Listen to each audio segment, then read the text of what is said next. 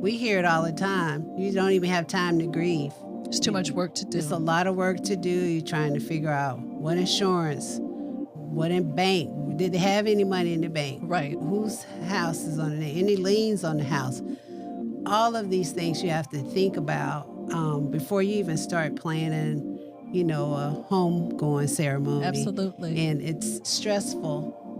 Definitely for the lead family member, because there's always a lead family member. Someone has to be in charge. Yes.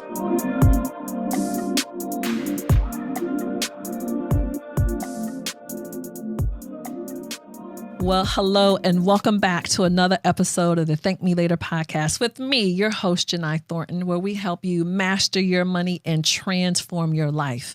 And y'all know we've been on this whole legacy building series as we are approaching Black Women Will 2024, our 4th annual event.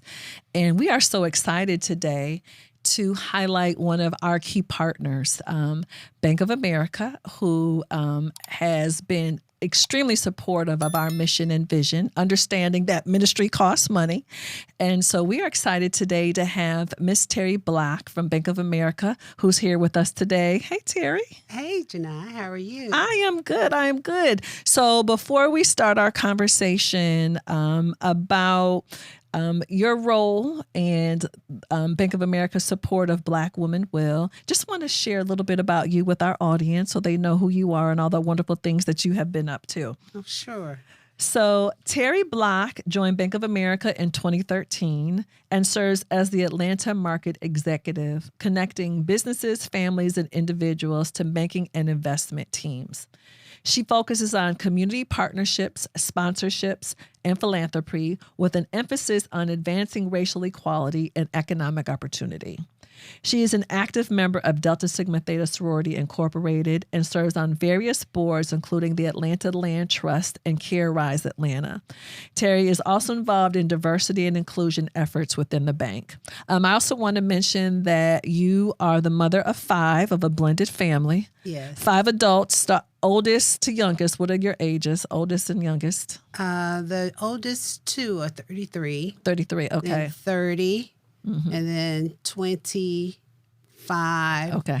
And then 22. 22. Okay. Yeah. Well, listen, I have 2 adult sons, 30 and 34. I just want first, let me just high five you and say we made it this far. Yes, we did. We made it this far.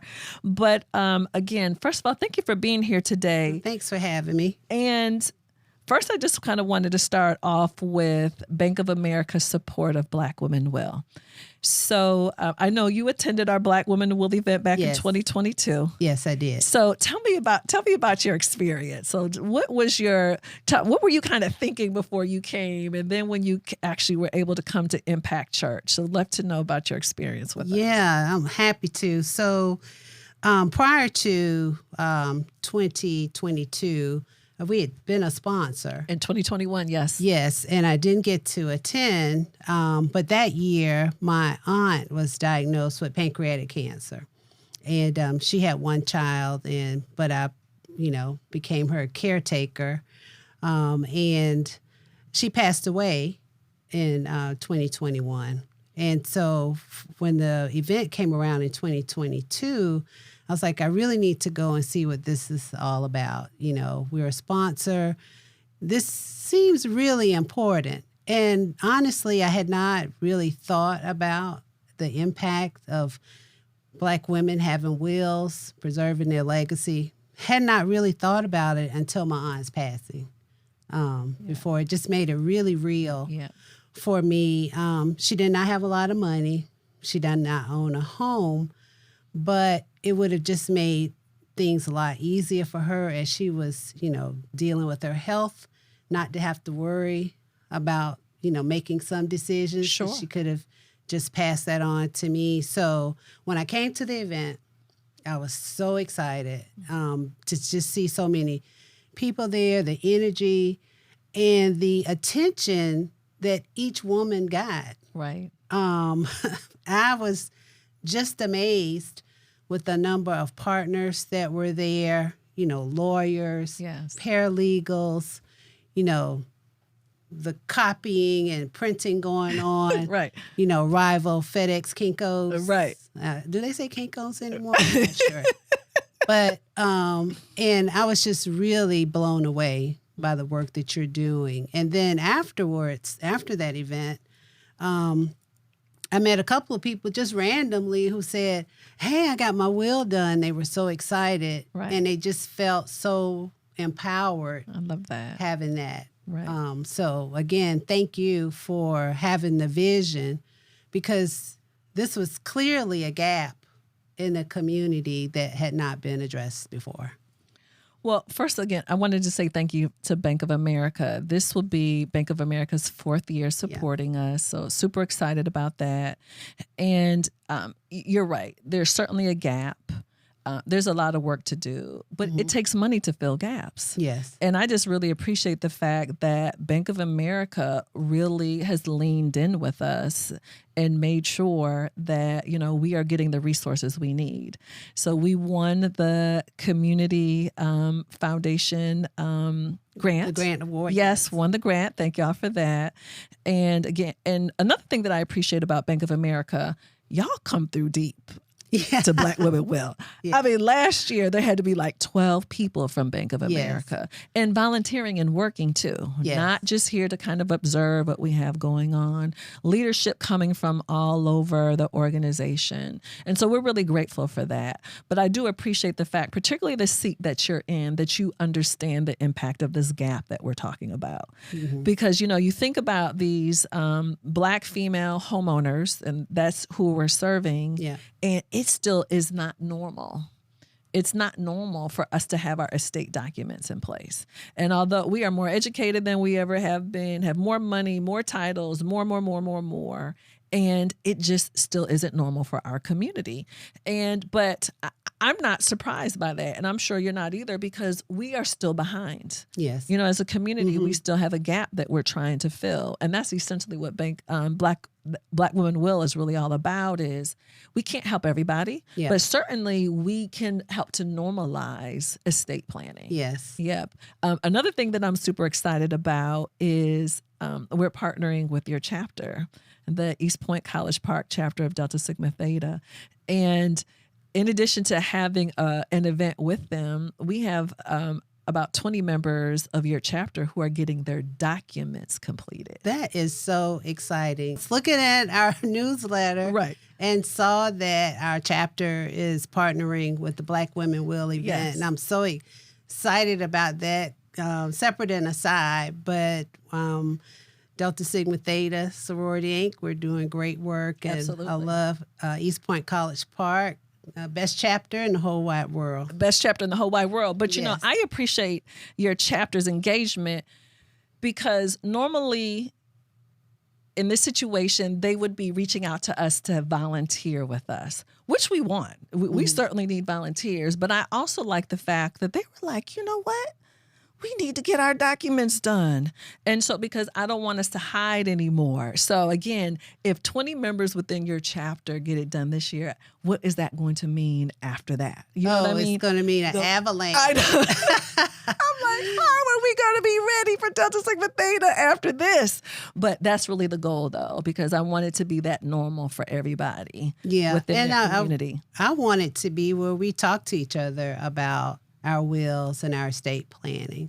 I mean, we talk about what to do with our paraphernalia when we die. Right. So this should be, something just as normal natural for us to talk about. And I'm just excited about it. And in terms of Bank of America employees, they've been talking about this all year since the first one. They're very excited just to have that type of impact in the community. It gets them, our colleagues, a chance to see and to meet the wonderful organizations that we work with in the community, and that this making a difference. For sure. So it's kind of twofold for me, because I want to be transparent in how we're being a steward with the funding that we're able to grant. Absolutely. And I also think it's important, too, that we're talking about legacy planning, and the more organized people are, the more assets that they have to transfer. Yeah. And the easier things will be when they're working with their bank, when they're working with their financial institution, they're working with Mirror, whatever. Yes. When everything is together, it's a better experience. So again, thank you again for the support. Yeah, and I would be remiss if I didn't mention Carol Williams-Wiley. Oh my gosh, our biggest advocate and fan in the whole world. She is responsible for introducing us to the organization, and just very thankful for her. It's a case study, actually. Okay. Oh, I love that. Yes. I'd love to hear that. So I want to talk about your aunt. When you talked about that she was ill and then later passed away, and how it would have been easier. Mm-hmm. And it sounds like you had a leadership role. Yes. With your aunt. Yes, I did. And thank you for sharing that, because I think what happens within our community, it just gets so normal that it's hard, and we have all these extra steps versus us kind of stopping and stepping back and saying, you know what? It does not have to be this difficult. Right. There's certainly some things that we can put in place.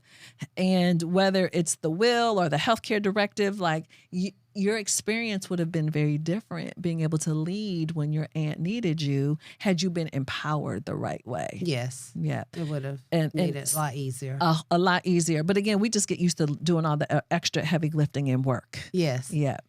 So like my mom said, we love to live hard. We do. Oh, that's quotable. I'm gonna have to use that one from your mom. Unfortunately, it is true, though. Yes. So a couple of things that I wanted to talk to you about personally is, now that you have adult children, I'm curious, how have you begun to prepare your children? Are you and your husband having conversations like, hey, y'all, the important papers are here, or so-and-so is in charge? Have you begun that journey with your adult kids yet? Yes. Using my, aunt as an example, we knew she had papers. Right. But they weren't all in the same place. Of course. You go in the bedroom, you look through drawers, you tell one family member, you take that drawer, I'll take this drawer. Right. I don't want my kids to go through that. And so we have begun, we started then, saying, hey, when I pass away, and I think that's what it is. Nobody wants to talk about. Right. When it's a hard discussion. For sure. My mom is 86. She still don't want to have the discussion. So I'm praying that I don't have to, go through top drawers. You take this one, you go through this cabinet, you find this. But having the discussion with our kids is important, because we don't want them to go through that. Absolutely. It takes away, nobody wants to grieve, but it's a process that you have to go through. For sure. And they can direct that energy towards something else, because we hear it all the time. You don't even have time to grieve. It's too much work to do. It's a lot of work to do. You're trying to figure out what insurance, what in bank. Did they have any money in the bank? Right. Whose house is on it? Any liens on the house? All of these things you have to think about before you even start planning, a homegoing ceremony. Absolutely. And it's stressful. Definitely for the lead family member, because there's always a lead family member. Someone has to be in charge. Yes. And so how receptive have your kids been to the conversation? Has it been difficult? Have they been leaning in, like asking questions? I think our older children have leaned in. Okay. The others have been like, oh, that's not going to happen anytime soon. Right. But as we know, things are very unpredictable. Life is unpredictable. Absolutely. And so we tell them, we could be hit by a bus. Anything could happen. But we want you to be prepared, with passwords. And right. It seems so simple. It does, right? But that will just not being locked out of an account because you don't have the passwords, not having a designated beneficiary. I've been very intentional making sure that my beneficiaries are up to date. Absolutely. So that they won't have those issues. Absolutely.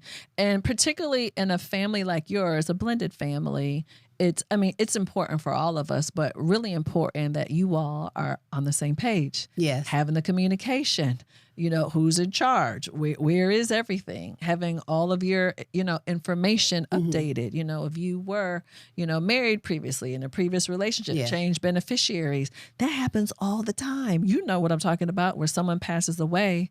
I had a classmate whose husband died last year, a classmate from North Carolina A&T. And she had another classmate reach out to me, a mutual good friend. When her husband passed away, his previous wife was still listed as the beneficiary. She had been dead for 10 years. Oh, wow. She had been dead for 10 years. So where did that life insurance money go to? Her beneficiaries. Wow. You see, so this happens all of the time. Yeah. So thank you for saying that. So now you have an argument. Exactly. Yeah. Absolutely, for sure. One tip that I wanted to share with you is something that my husband and I started doing with our adult kids. I have one child. We have one child that lives here in Atlanta, but our youngest son lives in Houston. And I make sure at least once or twice a year when he's home and they're both together, I have kind of what I call like a family fire drill. Okay. So I'm like, okay, pull out your cell phones. I want to make sure all the important people they have, you got the lawyer, you got the accountant, you That's got a great idea. the best friend, like, okay, all the contacts, everything is current. We have a safe. I want, where it is, you know how to get in it. Yes. And they're like, Mom, do we have to do this again? Yes. Yes. Because we want to keep it fresh. You didn't have a fire drill once when you were in school. You know, it happened over and over and over again. But so you'll know how to respond. You'll know how to respond. Yes. And it's important to me that, again, God forbid, anything happens, but I want to make sure that my kids can step in and move right away and not spend time on this search and find mission, that you're talking about. But again, that is so common for us culturally, and it does not have to be that way. Right. It doesn't have to be that way.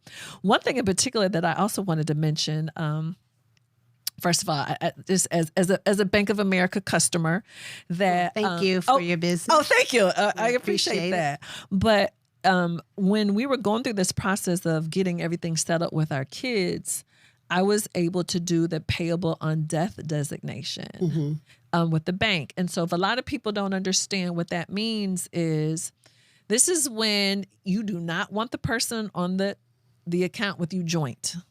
Nope, they're not joint. They don't have access. But at the times when you pass away, after you provide the death certificate, then they can have access to your account. So it was very easy. Was able to go online, make my appointment, to go in and then add my kids as my payable on death designation. And I just appreciated how easy my experience was, but how easy that is, the confusion that cuts down on. Yes. Because, when you talked about your aunt not being able to, I don't care if she only had $100 in the bank. Right. You couldn't get to it. Could not get to it. Yeah. So I learned the hard way because I did not have the correct paperwork. I had a guardianship papers, but when she passed away, that was no longer valid. And so my mother, being her next of kin, was able to go to the bank. But all of these are questions you can talk to with your financial institution. Absolutely. To walk you through what to do in those situations when you have a loved one who's passed away. They have assets that you're trying to access. Right. And, I'm happy that you mentioned that. And we're going on the record. Neither one of us are attorneys. But No. I did want to say I'm happy that you talked about losing certain powers when somebody passes away. Yes. You had the guardianship, which gave you the power to act on her behalf. Yes. While she was alive. Same thing with my mom. Before my mom passed away, I had the power of attorney, which allowed me to act on her behalf. When someone passes away, that power is gone. It's gone. And I was like, but I just recently had this done. What do you mean? What do you mean? Right. Yeah. And you didn't have the power to now act because the guardianship was over because she had passed away. She passed away. So yeah, it was a lesson learned, which prompted me to have conversations with my mom. Now I'm not the poster child because Right. she still does not want to have those conversations Right. with me, but I think we're getting closer. Okay. Yeah, and I think the baby step approach can be helpful. You Yeah. know, because even if she doesn't want to have the full conversation, just wear your important papers. Yeah. You know what I mean? Just if we could kind of baby step into it versus like share everything with me. It's a multi-step process Yes. to get there. You know? I tried to lead into what happened with my aunt Right. by having a conversation Sure. with her. And I said, well, Mom, there's a curio in your living room that I want. What are we going to do? Trying to talk about a will. Right. And she says, well, what I think I'm going to do is I'm just take some tape and write everyone's name on the back of things that I want them to have. Right. I said, that's not going to hold up in court. Not at all. I don't think. Right. So, Right. Right. But yeah. Yeah. And it's funny. I'm laughing. You're smiling when you say that, but I hear stories like that all the time. Yeah. Oh, I'm just going to just kind of write down my list and I'm going to give it to my kids. Yeah. Nope. That's not going to work. Yep. I did tell her, I said, so you just want the state to tell me if I can have the curio or Right. not. Because that's exactly who's going to make the decision. That's who's going to make the decision. That's for sure. So tell me, what was it about our mission that really resonated with you when you think about Black Women Will and the work that we do? Like, Terri, why did you all lean in, and why were you interested in particular? Well, the mission of Black Women Will really aligns with Bank of America's mission, to help particularly diverse populations achieve economic mobility, upward mobility, just have economic opportunity. And as I said, we started with the sponsorship. That's our dating period. We got to know the organization, Right. Saw firsthand all of the great work that you're doing, but it just aligns so well with helping particularly Black women maintain their wealth and be able to transfer it to their families. That's something that we don't usually talk about. Right. But owning a home is our greatest asset. Absolutely. And we don't talk about how to pass that on to our family members. Sure. We've been hearing it all over our community, especially as gentrification has taken place in all of our communities. Now, people are losing their homes, or families are selling grandmama's home because they don't see the value in it. And so it's such a needed topic to talk about. And when I learned about Black Women Will, the Thank Me Later Foundation, Al McCrae, who is our market president, he and I talked about it, and we thought it would be a perfect time for us to lean into. You're doing the hard work, right, and we just want to be able to support you in it. Well, I appreciate that. Look, I appreciate Al McCrae too. I know you were talking about being part of Leadership Atlanta. I think he was in the class last year. 2 years ago. 2 years ago. Yes. But he was in the class with my best friend. Oh, really? That's how small the world is. Yeah. I'm like, so I've learned about Al kind of indirectly, for sure. Yes, he's been a great leader. Very one of the smartest guys I know. Right. Very intuitive, and but we feel that supporting organizations that are really working in our communities. Normally, we would not have met you. Right. That's why I'm so thankful to Carol, for sure, introducing us to you and all of the amazing work. Just the numbers alone are a rationale for our support. Right. You're helping over 250 women achieve economic empowerment through their homes, having their advanced directives. Being able to get that information on one Saturday afternoon is going to not only change their lives, but help them leave their legacy for their families. And so just talking about that gives me chills. Right. Now, I appreciate that. And we've been really focused on transformation. Mm-hmm. And that's why we appreciate Bank of America's partnership, because we didn't want to have a workshop or a seminar like, oh, y'all come and learn. Like, no, when you leave here, you're going to have exactly what you need. And so it's a multi-month process. You know, people don't show up that day and get their documents done. You know, we start document review actually in a couple of weeks. But it takes that long, you know, for us to get everybody through the process the right way. But it's the transformation, because if we know we let them walk out, they're never going to get it done. Yeah, it's not going to get It's not going to happen. So I'm like, no, we got you here. We're holding you hostage. We're going to go ahead on and have some. You're not holding them hostage. Okay. You've got a whole homecoming event no, it's planned. fun now. You've got, I know you have your food, and I know you have your paraphernalia on when you come. Yes. Yeah. Yes. No, you are cute. So anything else about the bank while we're here together that you wanted to share with our listening audience today? Anything else you wanted to share with us? Sure. So Bank of America is really intentional about serving the communities where we work. Our associates live. In Atlanta, we have over 5,000 associates, but all over the country. We're in close to 100 markets across the country. And the mission is the same, you know, to help advance economic mobility. Diversity is very important for the bank as well, making sure that no one is left behind. So we have intentionality around all of our funding and focus areas. So annually, we have 2 RFPs, requests for proposals, for nonprofit organizations who are working in those mission areas to apply.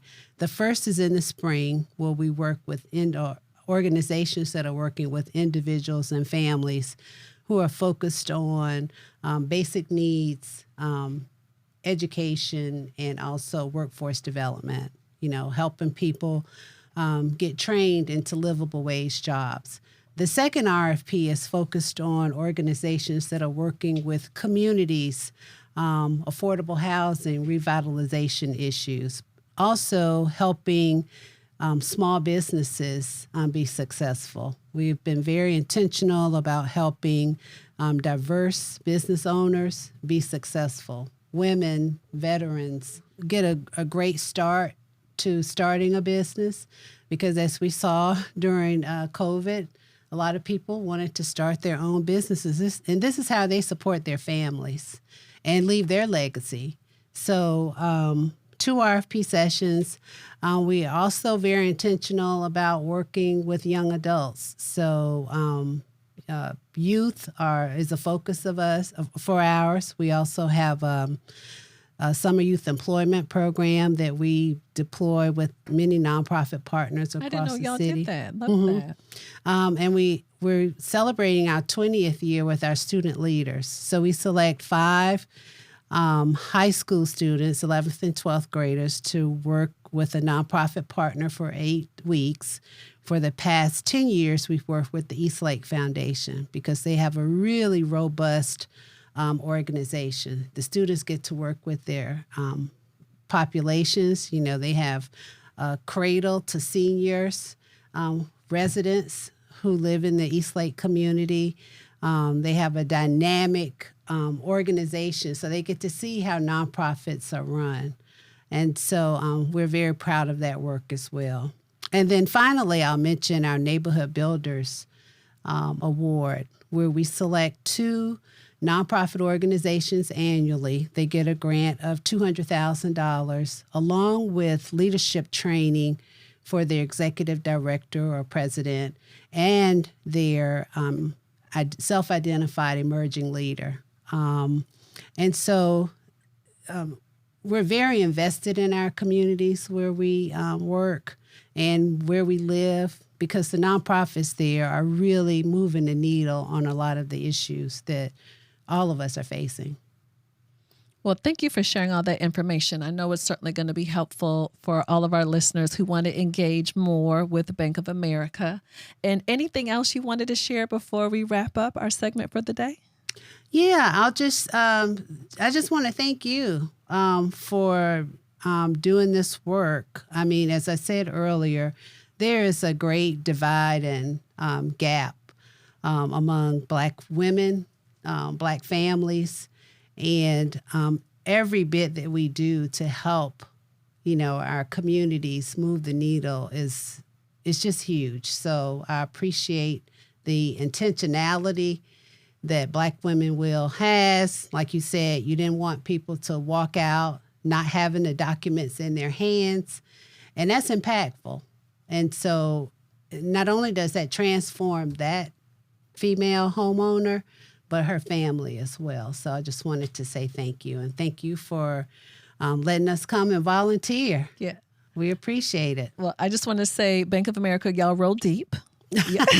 Y'all roll deep. We try. I know you do, but we do. We appreciate your partnership and all the press that we've gotten, the additional funding. And like I said, you all have really leaned in with us. So we appreciate that. So looking forward to seeing y'all on Saturday, November the 16th. Absolutely. Back at Impact Church again. Yes. And again, super excited about partnering with your East Point College Park chapter of Delta Sigma Theta. I'm excited about Sorority that Incorporated. as well. Absolutely. And thank you. Thank you for coming and hanging out with us at the Thank Me Later show with me, your host, Jini Thornton. And so if anyone listening needs additional resources on legacy planning, you can certainly tap into our Thank Me Later community. And of course, you can always go to blackwomanwill.com, where we have lots of resources, information about our event and all the impact that we have. So again, please like, subscribe, share, and we will see you all next episode. Thank you. Thank you, Terri, for being here with us today. We appreciate that.